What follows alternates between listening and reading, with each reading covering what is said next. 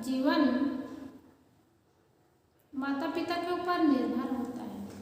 माता पिता का संस्कार बच्चे का भविष्य होता है, इसलिए माता पिता को सावधानी से और संस्कारित होकर के सुंदर जीवन जीना चाहिए। क्योंकि बच्चे छोटे भले रहते हैं, लेकिन वो संस्कार उनके मन में टिकता जाता है, वही उनका भविष्य बनाता जाता है।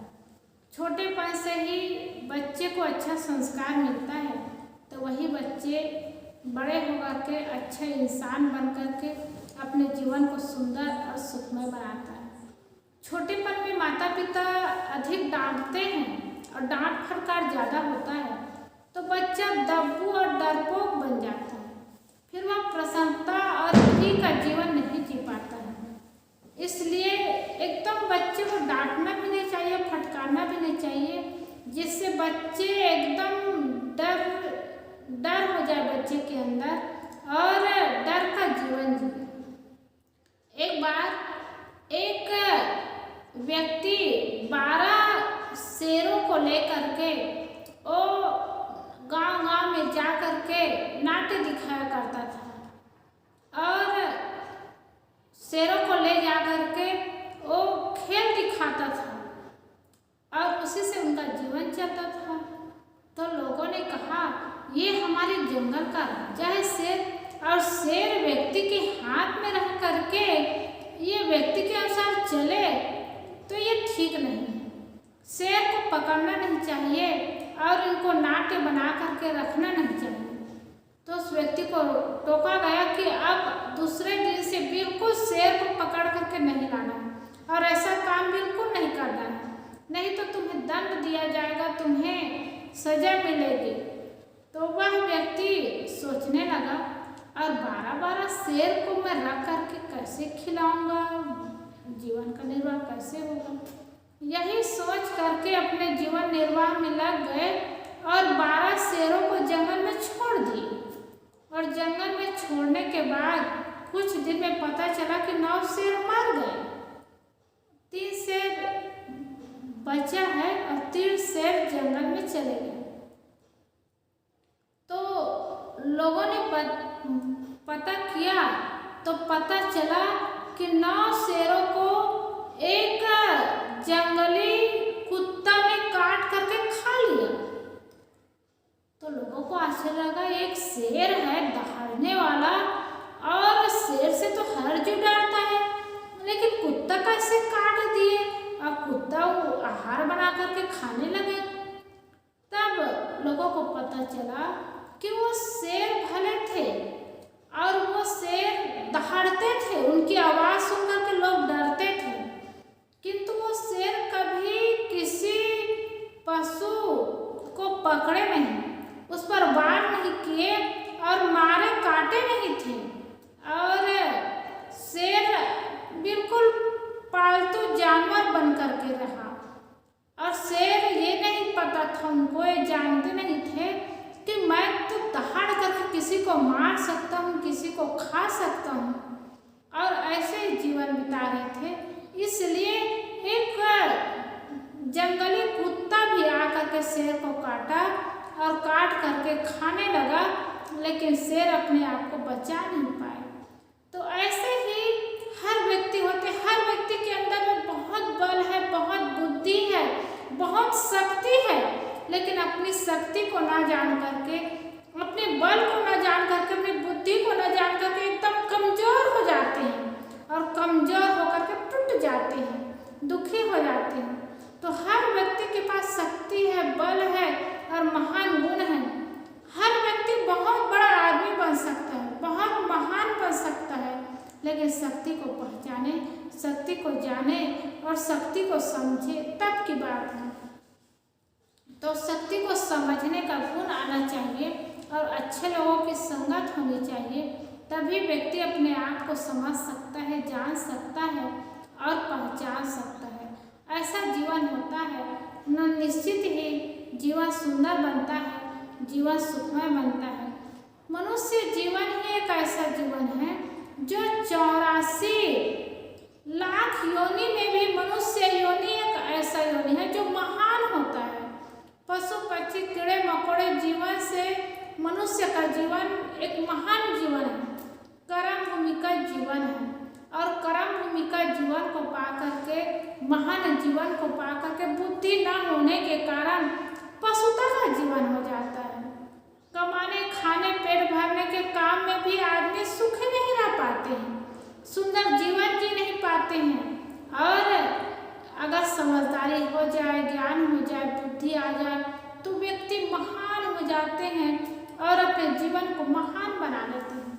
इसलिए माता पिता को चाहिए कि छोटेपन में बच्चे को सुंदर संस्कार देना शुरू करें और सही ज्ञान और सही मार्ग देना शुरू करें, ताकि वही बच्चे बड़े होंगे तो अपने भविष्य को सुंदर और सुखमय बनाएंगे।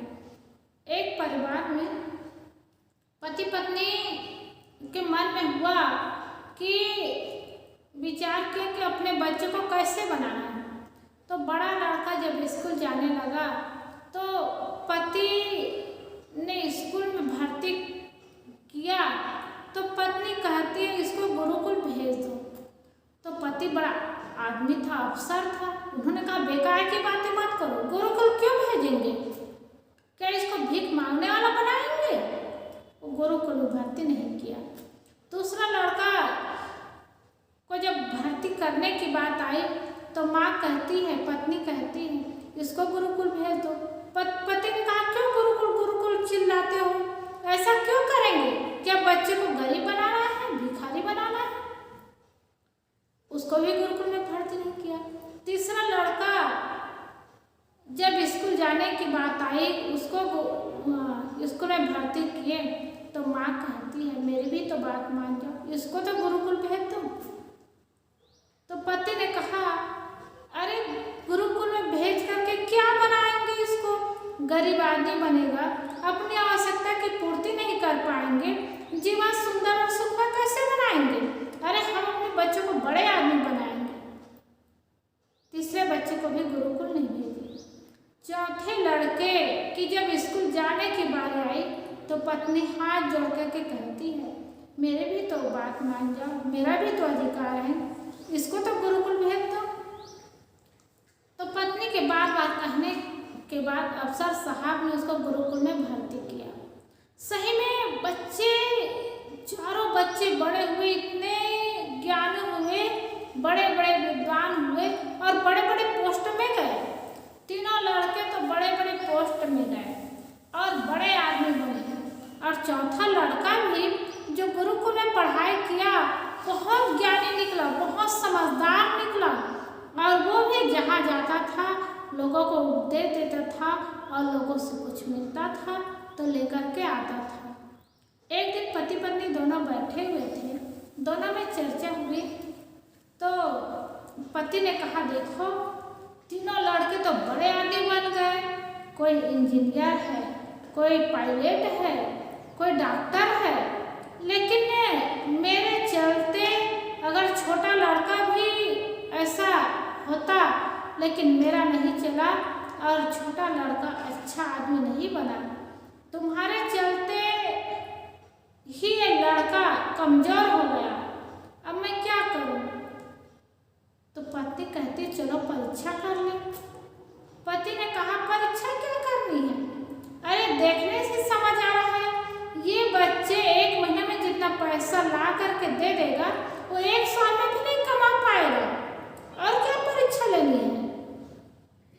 तो पत्नी कहती चलो ना आज मेरे अनुसार परीक्षा करके देख ले कौन बच्चे पास होते हैं कौन फेल होते हैं। पति ने कहा चलो परीक्षा करना है तो कर लेते हैं, तुम्हारी ही बात सही, लेकिन मेरे तीनों लड़के तो बहुत होशियार हैं, बड़े आदमी हैं और तीनों लड़के ही पास होंगे।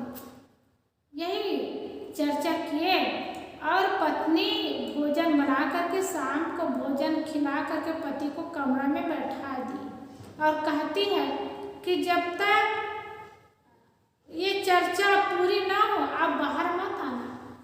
और बाहर वो बैठी थी। बड़ा लड़का आया रात के समय, आया तो पूरे साड़ी फैला दी थी, बाल भी घेर दी थी, जैसे कोप भवन में कई बैठी थी वैसे फैला ली थी। तो देख करके बड़ा लड़का ने पूछा माँ आपको क्या हो गया है। तो पत्नी दुखी हो होकर के कहती है, क्या बताऊं बेटा, आज तुम्हारे पिताजी ने मुझे बहुत मारा है। तो बड़ा लड़का ने कहा, इस उम्र में ऐसा व्यवहार करना चाहिए? अरे उनको समझदारी ही नहीं है, समझ ही नहीं है, ऐसा करना चाहिए क्या? उनको निकाल करके बाहर छोड़ करके आए क्या?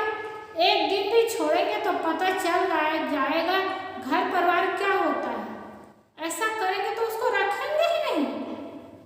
वो भी पिताजी अंदर बैठ करके सुन रहा था। दूसरा लड़का आया, पत्नी बैठी हुई थी। लड़का देख करके फिर पूछने लगा, माँ आज आपको क्या हो गया है? माँ वही उत्तर देती है, तुम्हारे पिताजी ने मुझे बहुत मारा है। तो दूसरा लड़का कहता है, पिताजी को होश नहीं है, हाथ उठाना चाहिए क्या? उनको अपने बेटा से मार खाना है क्या? अगर ऐसा व्यवहार कभी करेंगे ना तो हम लोग उनको मारेंगे, तब उनको समझदारी आएगी, सीख मिलेगी।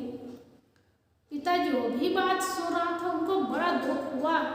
एक लड़का मुझे घर से बाहर निकालना चाहते हैं, दूसरा लड़का मारना चाहते हैं। बहुत दुख हुआ, बड़ी पीड़ा हुई। और दूसरा लड़का भी खा पी करके अपने कमरे में चला गया। और तीसरा लड़का आया, तीसरा लड़का का भी वही प्रश्न। माँ वही उत्तर देती है कि तुम्हारे पिताजी ने मुझे बहुत मारा है। तीसरा लड़का कहता है, पिताजी को होश नहीं, इस उम्र में हाथ उठाना चाहिए, मारना चाहिए? अगर ऐसा करेंगे तो पिताजी को वृद्ध आश्रम में छोड़ के आएंगे और रखना यहाँ ठीक नहीं है। ये भी बात पिताजी सुना तो बड़ा दुख हुआ, बड़ी पीड़ा हुई कि बेटा को इतना होश नहीं कि मैं क्यों मारूं, और मुझे वृद्ध आश्रम में भेजने को तैयार हो गए। आज जो भारत देश में वृद्ध आश्रम बन रहा है ना, ये देश का विकास नहीं, देश का राज है। जो माता पिता बच्चों को पाल पोस करके योग्य बनाते हैं, वही बच्चे बड़े होकर के माता पिता को वृद्ध आश्रम में भेज देते हैं। एक मुट्ठी खिला नहीं पाते, सेवा नहीं कर पाते, बहुत दुख की बात है। और जब तीनों लड़के के आने के बाद चौथे लड़के की बारी आई। चौथा लड़का आया, माँ की स्थिति देखा तो लड़का आते ही माँ के पास बैठ गया और पूछने लगा, माँ ये आपको क्या हो गया है? वही उत्तर माँ देती है, क्या बताऊँ बेटा, आज तुम्हारे पापा ने मुझे बहुत मारा है। तो तुरंत लड़का कहता है, आज तक तो माँ पिताजी कभी हाथ नहीं उठाए, कभी मारे नहीं, आज कैसे मारे होंगे? तो माँ कहती, क्या मैं झूठ बोल रही हूँ? देख नहीं रहे हो मेरी स्थिति किए हैं? तो लड़का कहता है, माँ हमारे पिताजी तो बहुत अच्छे हैं, और आप ही बताइए कि जब आपकी तबीयत खराब हो गई, हम लोग दूर दूर रहे चारों भाई, तो पिताजी आपको रोटी बना के खिलाते थे, आपके कपड़ा धोते थे, इतना काम करते थे, इतनी सेवा करते थे, तो आपको कैसे मारे? जरूर आज आपसे बहुत बड़ी गलती हुई होगी, बहुत बड़ा भूल हुआ होगा, और इसी कारण पिताजी से रहा नहीं गया और पिताजी का हाथ उठ गया होगा। लेकिन पिताजी तो बहुत अच्छे हैं। इतनी बात सुन करके पिताजी अंदर बैठे बैठे रहा नहीं गया उनको, और बाहर आया और बाहर आकर के बेटे को सीने से लगा लिया, और सीने से लगा करके बहुत रोया, बहुत दुखी हुआ। लड़का पूछ ही नहीं पाया बात क्या है, वास्तविकता क्या है। इतने में उनके पिताजी ने कहा कि परीक्षा हो गई बच्चों की। तो उनकी माँ कहती है, परीक्षा हो गई ना, कौन बेटे पास हुए, कौन बेटे फेल हुए? तो कहा, बेटों की बात छोड़ो। सेठ जी ने कहा, बेटों की बात छोड़ो, तुम पास हो गए, मैं फेल हो गया। मेरे तीनों लड़के भले होशियार हैं, पैसा कमा रहे हैं और पैसे के मालिक हुए, लेकिन संस्कार के मालिक नहीं बने, माता पिता को समझ नहीं पाए। लेकिन जिसको मैं बिल्कुल कमज़ोर समझ रहा था, ना समझ रहा था, वही लड़का माता पिता की मर्यादा समझे, कीमत समझे और आदर करना सीखे। इसलिए तुम पास हो गई, ये तुम्हारा बेटा पास हो गया।